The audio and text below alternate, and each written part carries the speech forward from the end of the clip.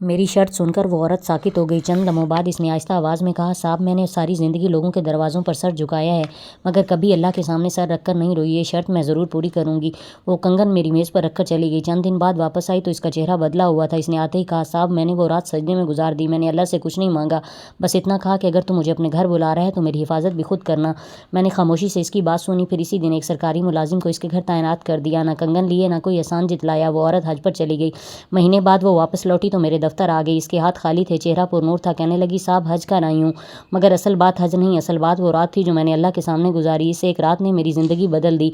मैंने पूछा, वो कैसे? बोली, जब मैं हज पर थी तो मोहल्ले वालों ने मेरे घर की तरफ आंख उठाकर भी नहीं देखा। उल्टा लोग उस मुलाजिम को कहते रहे कि घर का ख्याल रखना, ये अल्लाह की मेहमान गई हुई है। और साहब मैंने वहाँ जाकर महसूस किया, अल्लाह के घर में कोई तवाइफ नहीं होती, कोई बदकार नहीं होता, वहाँ सब बंदे होते हैं। मैं अब ये ज़िंदगी दोबारा नहीं जीऊँगी। मैंने दिल ही दिल में अल्लाह का शुक्र अदा किया। अल्लाह जिसे चाहे हिदायत